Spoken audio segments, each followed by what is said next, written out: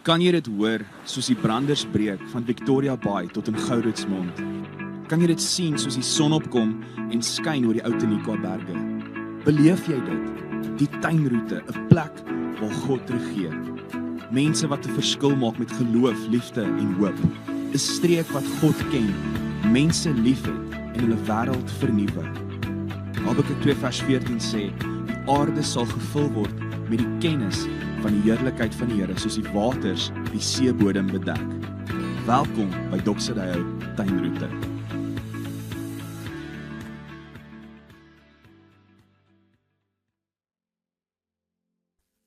Vriende, goeiedag, baie welkom by Doxadeo Tuinroete. Dit is 'n aanlyn boodskap. As ons nog ontmoet het nie, my naam is Gerard en ek sien baie uit daarna om saam met jou vandag te kuier uit die Bybel uit dit wat God vir my en jou sê oor ons lewens en sy groot plan. Maar voordat ons dit doen, kom ons bid eers saam. Hemelse Vader, baie dankie dat ons so op hierdie manier tyd kan eenkant sit, in die vertroue dat U 'n goeie werk in ons begin het, dat U deur die Gees in ons aan die werk is, en dat U ons deel gemaak het van iets baie groter as onsself. Ons kom bid nou, Here, dat U vir ons verligte oë van die verstand sal gee. Dat U ons, terwyl ons besig is met U woord, sal vul deur U Gees, sodat ons hierdie plan wat U in gedagte het, dat ons dit kan leef, tot eer van die naam van Jesus. Amen.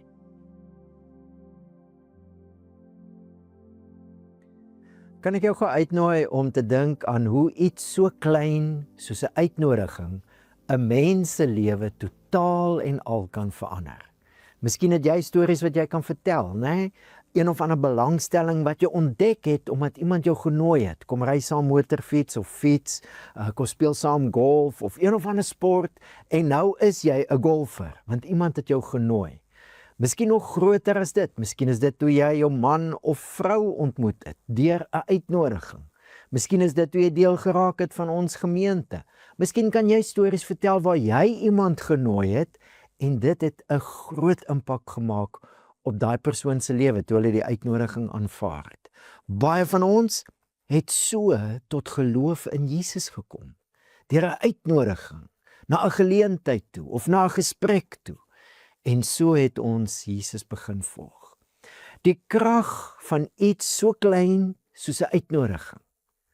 Kan jy dink wanneer ons God se uitnodiging, sy roeping op ons lewens aanneem, die geweldige impak wat dit nie net op ons eie lewens kan maak nie, maar deur ons lewens op ander mense se lewens. Ons is besig met 'n 6 weke gesprek wat ons noem droom groot, begin klein. Baie dinge wat groot is, het baie klein begin. En ons het verlede week hieroor gesels, dat God 'n groot droom het. Dit wat hy in en deur sy kerk in hierdie wêreld wil doen. En dat ek en jy deel is daarvan. Paulus skryf dit so aan die gemeente van God in Korinte, wat in Christus Jesus geheilig is deur God, geroepe heilig is. Hierdie gemeente wat bietjie die pad byster geraak het, wil hy terugbring, hy wil hulle weer anker in wie hulle is. Wie is hulle? Hulle is God se geroepe heiliges. Baie mense gebruik die woordjie bekeer of bekering as hulle beskryf hoe hulle tot geloof in Jesus gekom het.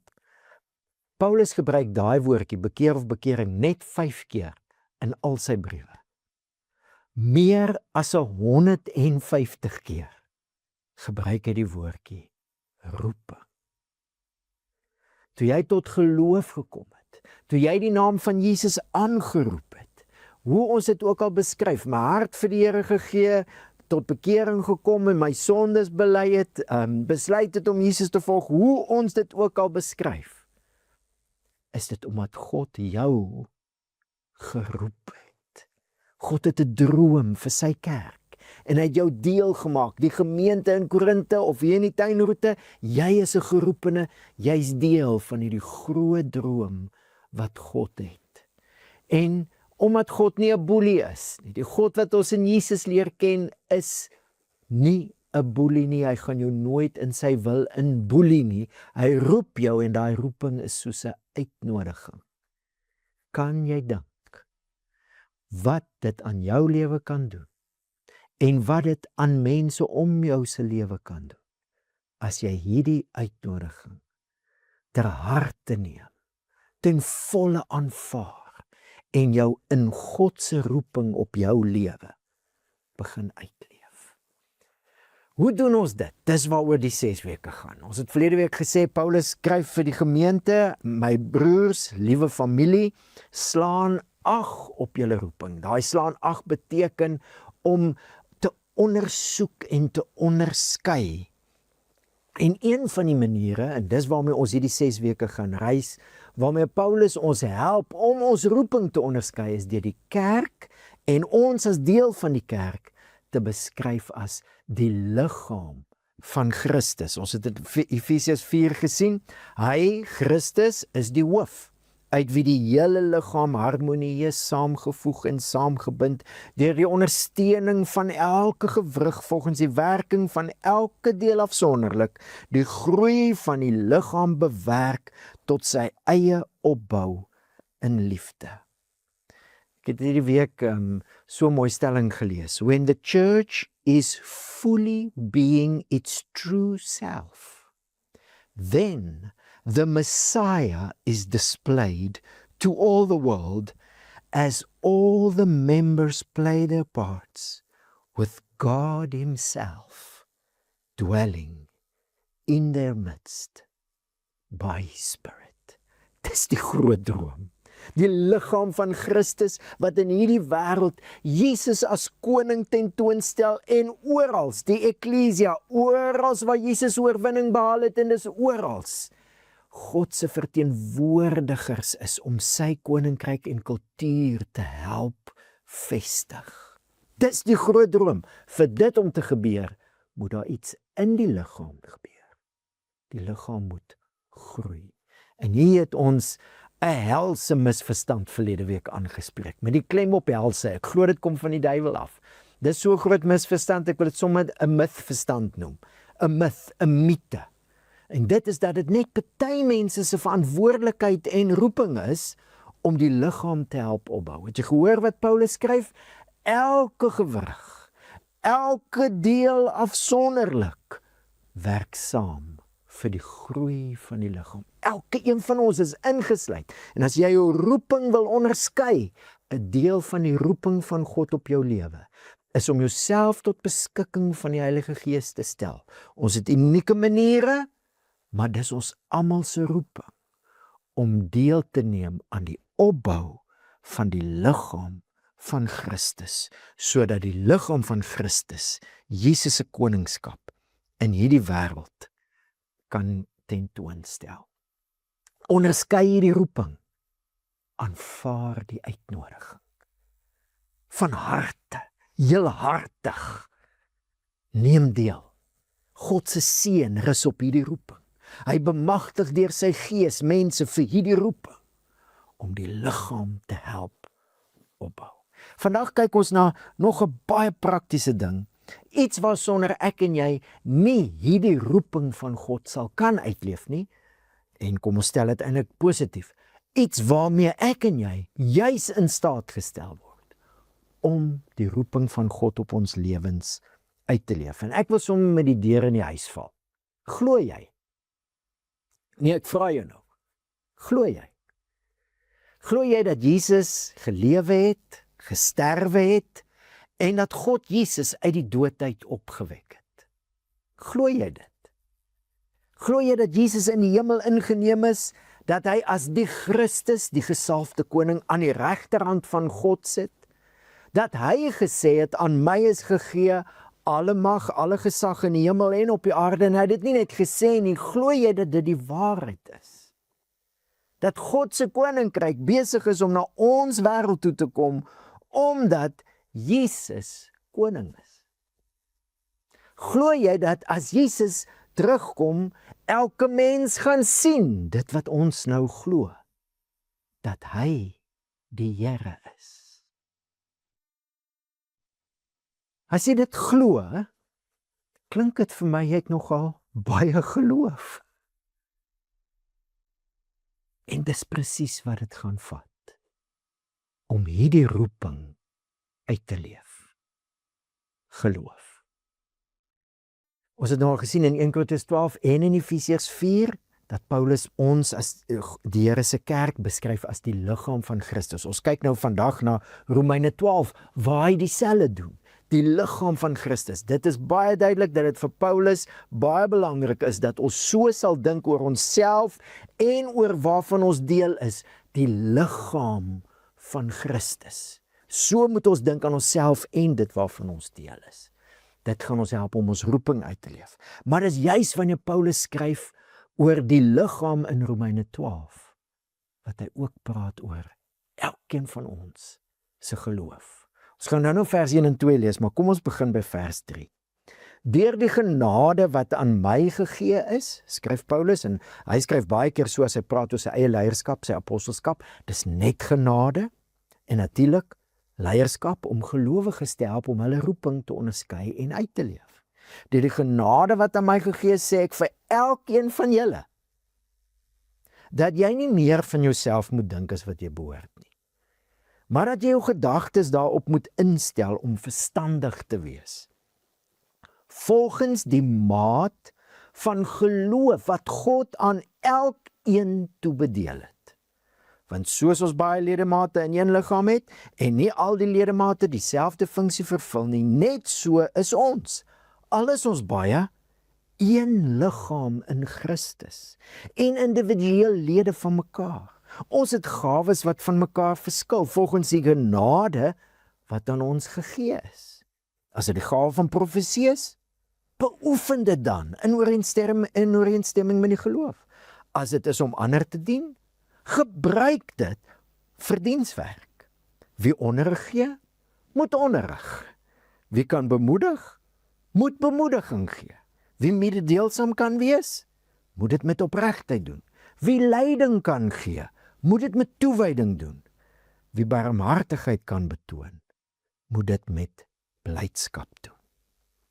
Ons sien weer hier, soos verlede week en soos in al hierdie skrifgedeeltes, God het elke gelowige deel gemaak van die liggaam van Christus. En dit alles is uit genade. As Paulus hier skryf oor elkeen van ons se rol, noem hy dit gawes, eintlik genadegawes is aan elkeen gegee, volgens die genade wat God aan elkeen gegee het. Dis 'n storie van genade van begin tot einde, die feit dat God ons geroep het en deel gemaak het van hierdie groot droom. Die droom wat hy het vir sy kerk in hierdie wêreld, vir sy koninkryk. Die woordjie wat hy gebruik vir gawes, charisma, kom van die woordjie charis af, wat van genade afkom. En dan is dit baie interessant, dat Paulus nie eers sê, moenie te min dink van jouself. Het jy dit gehoor? Hy sê, ek sê vir elkeen van julle, dat jy nie meer van jouself moet dink, as wat jy behoort nie. So nogal treffend. As alles genade is, wie is ek dan om te dink dat God se genade my nie kan insluit, my nie kan gebruik, vir my nie gawes gee? Wie is ek om te dink dat my sonde, my verlede groter is as God se genade? Dis asof Paulus wil sê, man, as jy te min dink van jouself, is dit eintlik omdat jy te veel dink van jouself. God se genade is altyd groter as ons tekortkominge. En daarom kan niemand hulle self diskwalifiseer nie. Eintlik as jy lees hierso hoe Paulus oor die liggaam skryf as 'n genadewerk van God af, sit dit 'n vraagteken agter hoe kan mense hulle self dan diskwalifiseer? Wie is ek en jy dat ons dink God kan nie hierdie plan in en deur ons vir sy kerk, sy liggaam tot vervulling laat kom nie? En dis juist die punt. Die punt is, dis deur geloof. wat God aan elkeen gee, wat ons in hierdie genade, in die liggaam ook, ons roeping uitleef. Dis die geloof. Dis nie ek wat na myself en my eie beperkings kyk of my eie vermoëns nie, asseblief tog. Dis ek wat God vertrou. As sy genade my dan gekies het, dan kan hy mos nou deur sy genade enige iets in my lewe gebruik. En dit vir die opbou van sy kerk. En dis by geloof wat Paulus in vers 3 begin. Julle moet verstandig wees, daarop instel om so te dink, volgens die geloof, die maat van die geloof wat God aan elkeen toebedeel het. Weer die woordjie elkeen. Elke keer as Paulus praat oor die liggaam, is dit elkeen ingesluit. En dit kan klink asof God nou hier verskillende maatstawwe het. Vir jou gee ek so 'n maat van geloof, so 'n bietjie, en vir jou so 'n bietjie, en dit kan baie misleidend wees. Kom ons lees uit 'n Engelse vertaling uit wat dit bietjie anders vertaal, en ek dink dis eintlik die punt wat Paulus hier maak, want dit pas by die res van die brief. Rather think soberly, in line with faith, the true standard which God has marked out for each of you. Die storie in Rome daar was mense wat in Jesus geglo het, wat nie Jode was nie, en Jode. En hierdie mense was apart. Hulle het in aparte huise by mekaar gekom, niks met mekaar te doen gehad nie. Kan baie maklik wees dat die Jode miskien gedink het, wel ons is deel, maar ons is die voorlopers, want ons kom nou al 'n lang pad met hierdie storie van God en sy plan in die wêreld aan. Dit kan wees dat die nie-Jode gedink het, wel die Jode het hulle beurt geraad en kyk hoe hulle dit opgemors. Hulle het Jesus gekruisig. Hulle is miskien net deel, maar ons is nou die voorlopers. En die punt wat Paulus maak is, nee, God het nou 'n ander standaard. Hy het 'n ander maatstaf. Die maatstaf wat daar nou is, wat die mense wat God gekies en geroep het, uitken, is net een maatstaf. Geloof in Jesus. Vriend, as jy glo in Jesus, is dit omdat God jou gekies en geroep het. En dis God wat daai geloof in jou gewerk het. Dit is duidelik in die hele Nuwe Testament. Die merke, ek hou so van Retief se liedjie, hy breek die lyne wat die heelal merk. Die ou merkers van die verlede, hoe die wêreld geopereer het. Ons funksioneer nie meer so nie. Ons dink anders. God se maatstaf, of kom ek sê dit anderste, die mense wat deur God geroep is, daar's net een maatstaf. En dis geloof in Jesus. En ek wonder, vriende, of 'n deel van hoekom baie mense sukkel om hulle roeping, die roeping van God op hulle lewe uit te leef, ook in die gemeente, om die liggaam op te bou, is omdat hulle ander maatstawwe begin stel het as God. Die maatstaf wat God het vir die mense wat hy deel gemaak het van die droom, is geloof in Jesus. En kan ek gou vir jou sê, daai geloof is iets wat God self gewerk het. Efesiërs 2 vers 8, want uit genade is julle verlos deur geloof. En juis dit kom nie uit julleself nie. Dit is die gawe van God.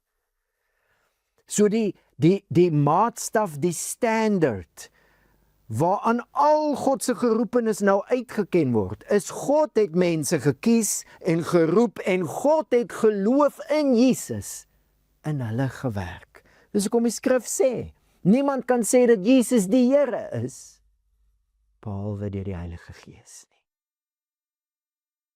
So geloof het God aan elke een gegee, en dit is nou die maatstaf. Okay. Ons is daai mense wat nou deel is van hierdie opbouing van die liggaam vir die groot droom. En miskien moet ons bietjie praat oor geloof, want ek dink daar's misverstande, kom ons sê dit dan nou maar so, vooropgestelde idees wat maak dat hierdie geloof wat God in mense begin het, deur die Heilige Gees, dat dit nie tot volle potensiaal kom nie. Die genade waaraan hulle nou staan, dat dit nie ten volle geaktiveer word deur geloof nie. Baie keer het mense vooropgestelde idees, ek dink nou maar aan 'n paar.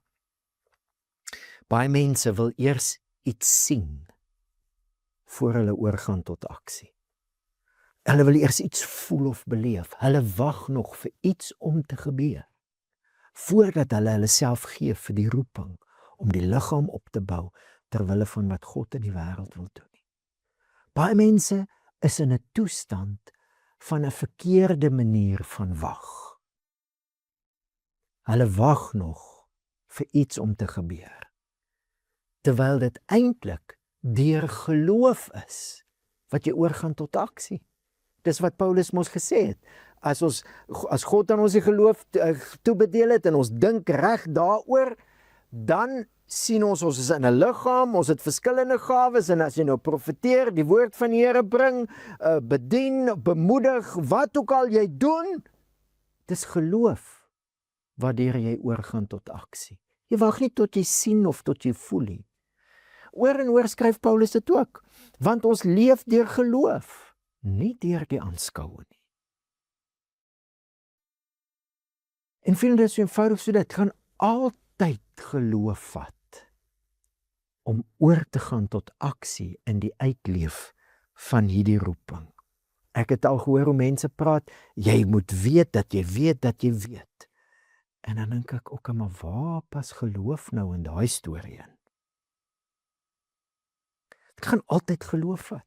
Gaan altyd geloof vat om te glo dat Jesus die Here is. Tot die dag wat hy terugkom, gaan dit geloof vat. Ons gaan nooit verby die punt van geloof groei nie. En dan wil ek jou uitnooi, as jy nog wag vir iets om te gebeur, God het reeds geloof in jou gewerk. Party mense sê, ja, maar ek twyfel dan nog baie keer. Nou vriende, geloof is nie om nie te twyfel nie. As jy gaan wag tot jy nie meer twyfel nie, gaan jy 10-10-1 vir altyd wag. As ek nou moet sê, hoeveel keer, ek wil hier staan ek voor 'n kamera en praat. Hoeveel keer dink ek, hoe kan die Here dit gebruik? Daar's baie keer twyfel in my lewe.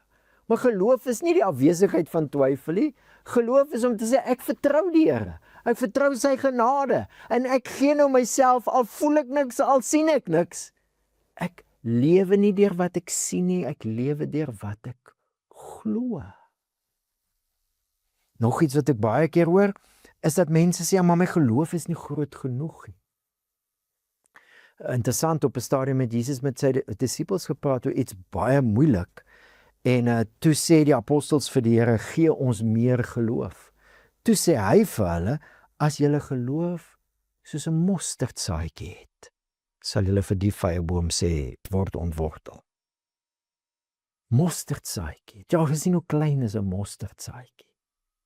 God het nooit 'n probleem om klein te begin vir hierdie groot droom nie. Geloof is miskien klein, is miskien iets wat vir ons lyk na iets baie onbelangrik, insignificant, in die groter prentjie is dit baie klein. Maar dis hoe God se koninkryk werk. Geloof so groot soos 'n mosterdsaadjie is genoeg. Net so, by the way, net daarna vertel Jesus 'n storie oor die gehoorsaamheid van 'n diensknegt. Ons moet versigtig wees dat ons vraag na meer geloof nie 'n verskoning word om nie oor te gaan tot gehoorsaamheid vir dit wat die Here ons roep en waartoe hy ons stuur in die liggaam en ook deur die liggaam na die wêreld toe. Maar ek kom agter, dis waar ons baie keer vashak. Verkeerde persepsies wat maak dat ons nie vanuit geloof dan nou oorgaan tot aksie nie. En dit is die punt wat Paulus hier in vers 3 maak. En natuurlik is dit dieselfde punt in vers 1 en 2. As jy glo, kom ons het mos nou al gesels, as jy glo dat Jesus gesterf het en dat God hom uit die dood uit opgewek het God 'n tipe geloof in jou geskep deur die Heilige Gees. En baie mense het nog nie gaan deurdink die omvang van die geloof wat God in ons geplaas het. Hoe sê Paulus hierso? Hy sê, jy moet jou gedagtes daarop instel om verstandig te wees volgens die maat van geloof. Think soberly in line with faith. Ek dink baie keer is dit waar ons vashak, of hoekom ons vashak. Ons het nog nooit gaan sit en regtig gaan deurdink die feit dat God in ons harte geskep het, dat ons kan glo dat Jesus uit die dood uit opgestaan het, dat hy die Here is, die eintlike heerser van hierdie wêreld, dat God deur Jesus besig is om sy koninkryk hiernatoe te bring, en dat hy op die ou einde alles gaan nuut maak, en dat sy heerlikheid die aarde sal vul, soos Habakuk 2 vers 14 dit sê, die aarde sal gevul word met die kennis van die heerlikheid van die Here, soos wat die water die see oordek. Daai geloof het God klaar in jou geplant. Niemand kan sê dat Jesus die Here is, behalwe deur die Gees nie. Maar ek dink, hoekom ons baie keer vashak, is omdat ons nog nooit gaan sit en deurdink het, verstandig geraak het, oor die omvang van wat dit beteken, dat God geloof in my geskep het. En dan wag ons vir goed om te gebeur. Dan gaan ons nie oor tot aksie nie, want, wie's ek nou? Interessant, hè? Paulus sê nie, moenie te min van jouself dink nie.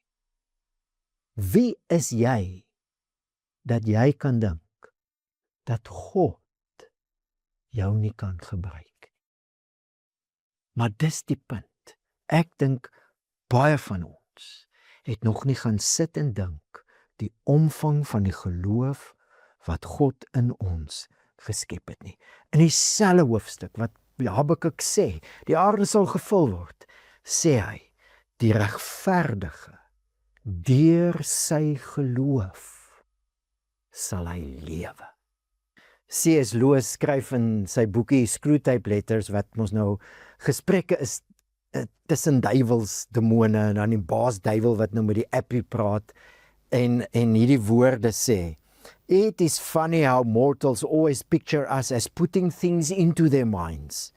In reality, our best work is done by keeping things out.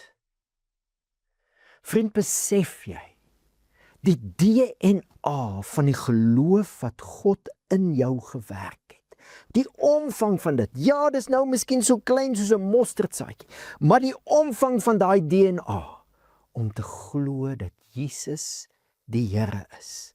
Hoe sê Paulus in Romeine 10, as jy met jou hart glo dat God Jesus uit die dood uit opgewek het, en met jou mond bely dat Jesus die Here is. Besef ons, ek bedoel daar in Rome, waar Nero, die keizer is, hy bou 'n paleis. Daai paleis is so groot, hulle praat van tussen 40 en 120 hektaar wat die estate was. Ons woordjie paleis kom van die heuwel af waarop hy sy paleis gebou het. In daai stad, om te glo, Jesus is die Here. Groepies mense wat hier in huise bymekaar kom. Jesus is die Here. Terwyl jy die mag en die weelde en alles sien, dis die geloof wat God in ons gewerk het. Ten spyte van alles. Al het ons nie gesien nie. Ons glo dat Jesus die Here is. En ek wonder of dit nie regtig is, soos Paulus hier sê, verstandig, think soberly, om te gaan sit en deurdink, ek het nie hierdie geloof gegenerate nie. God het dit gewerk. En as God hierdie geloof in my gewerk het, wat is die DNA, die omvang van dit wat in my aan die groei is? Ek vermoed baie van ons, en ek kan dit sê, dink ek, want vir die grootste deel van my lewe was dit my storie. Baie van ons het met geloof so te werk gegaan, dat dit net gaan oor ons redding. Ons is baie keer so met vrees ingeboelie, in geloof in. So die hele tyd gevoel, ons skiet so ver tekort. Dat toe ons nou uiteindelik ontdek, okay, dis net genade. Dis God wat in Christus, terwyl ek 'n sondaar was, my met hom versoen het. Dis net genade. Toe ek uiteindelik uitkom by die punt van, ek hoef dit nie te verdien het nie, dis God se geskenk aan my, dat ek deel is van sy familie. Toe ek dit begin glo, toe stop ek sommer net dan, want ek is so verlig.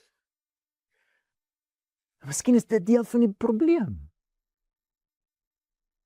Geloof is baie groter, want redding en roeping gaan saam.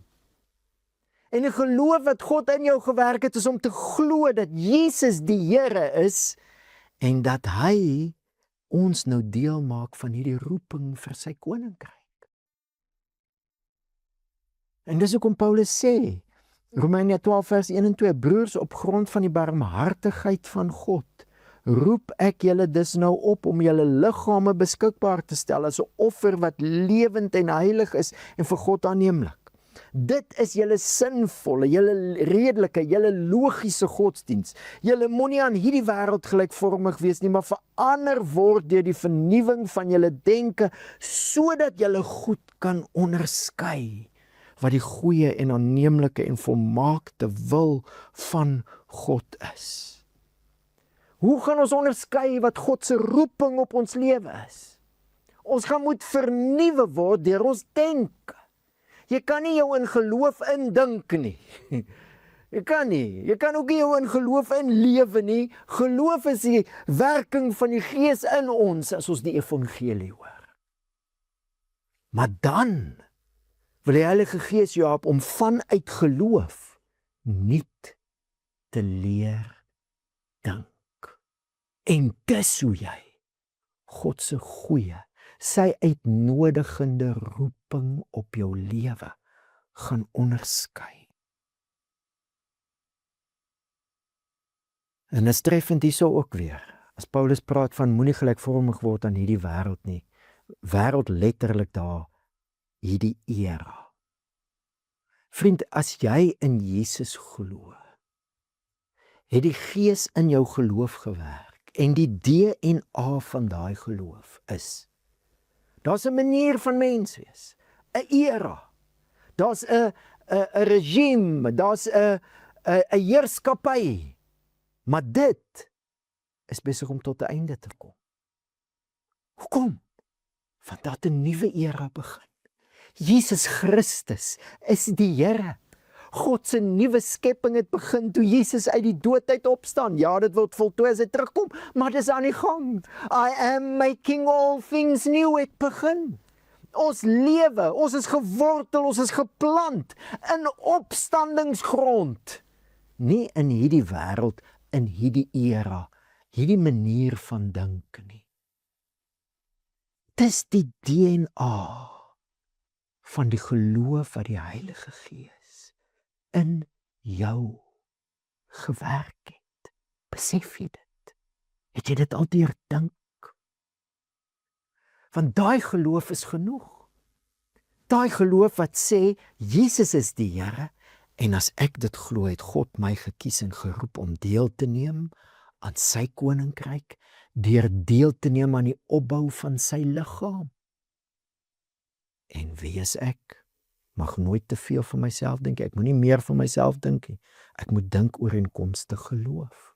Wie is ek om te dink dat God my nie kan gebruik nie, as hy my dan gekies het? Daai geloof is in jou aan die werk, deur die Heilige Gees. En dis hoekom Paulus sê, by die ontferminge van God, die genade van God, die barmhartigheid van God. Hierdie storie is net genade en geloof van begin tot einde. Van begin tot einde, genade en geloof. God het homself vir ons kom gee, sodat hy in hierdie skepping, alles wat nie sy wil is nie, alles wat nie is volgens sy goeie bedoelinge nie, sodat hy dit kon oorwin, en hy dit kom doen deur sy lewe te gee aan die kruis. Daar's nou vergifnis vir ons sondes. sodat hy alles kan nuut maak, en daarmee het hy nou begin en nou nooi hy jou in. Dis die geloof wat in jou aan die werk is. Jesus is die Here. En op grond van daai ontferminge van God wat homself gegee het om dit moontlik te maak, gee ons nou ook onsself. Gee jouself oor. Dit praat van vertroue, né? Om jouself te kan gee, omdat God homself eerste vir jou gegee het. Ek kan hierdie God trust. As hy my roep en uitnooi, is dit nie omdat hy iets van my wil hê nie. Nee, hy wil vir my iets hê. Hy droom 'n groot droom. En as jy toelaat dat daai geloof die manier wat jy dink oor jouself en ander gelowiges en jou rol in die liggaam definieer, dan gaan dit jou aktiveer om jouself te gee. Want dis die logiese, dis die sinvolle, dis die redelike godsdiens. As God dan nou my gekies en geroep het om deel te wees van sy vernuwende koninkryk, deur deel te neem om die liggaam van Christus op te bou, sodat ons die Messias vir die wêreld kan wees, as dit God se roeping op my lewe is, dan kan ek mos nou glo hy kan my gebruik. En dan gee ek myself. Ek gaan oor tot aksie. Ek gee myself in die manier wat Paulus dit mos nou hier beskryf is soos 'n offer. Dit is tempeltaal, né? En vriende, dan is dit net redelik logies sinvol. Hoe gee ek myself? As Paulus vers 1 en 2 klaar geskryf het en hy sê vers 3 God het aan elkeen hierdie geloof gegee, dan praat hy in vers 4 oor die liggaam. Ek gee myself aan die Here, omdat hy homself eers aan my gegee het, deur myself te gee aan sy liggaam en om sy liggaam te help opbou. Dis logies, dis redelik, dis sinvol. Dit is ons godsdiens. Dis ons offer. En dit is die geloof wat in jou aan die werk is. 'n Geloof wat sê, ek kan God vertrou. Ek kan sy keuses vertrou. Hy het my gekies. Hy het my geroep. En daarom gee ek myself. En vriende, ek wil jou nou uitnooi om hierdie uitnodiging te oordink. Te oordink dat God klaar daai geloof in jou geplaas het. En om dan deel te neem aan die res van hierdie 6 weke. Ons gaan praat oor watter aksies, as ek nou oorgaan tot aksie, ons gaan praat oor gawes, ons gaan praat oor diensbaarheid, ons gaan praat oor 'n klomp dinge wat jou gaan help. Maar dit begin klein. By mosterdsaadjie. Geloof. En daai geloof het God klaar in jou gewerk. Dis in geloof wat ek en jy sê. As ek na my eie vermoëns kyk, nou wys. Maar as ek na hierdie God kyk, wat sy lewe vir my gegee het, en wat my nou gekies het, my geroep het, sy gees in my gewerk het, dat ek kan glo, Jesus is die Here. Al lyk dit nie so nie, of voel dit nie so nie. Die liggaam van Christus is die manier wat Jesus alles wil vul, die regverdige lewe deur die geloof. Dan vertrou ek nou die Here ook genoeg om te sê, Here, ek gaan oor tot aksie. Ek glo U gaan my lei, ek glo U gaan my vul met die Heilige Gees.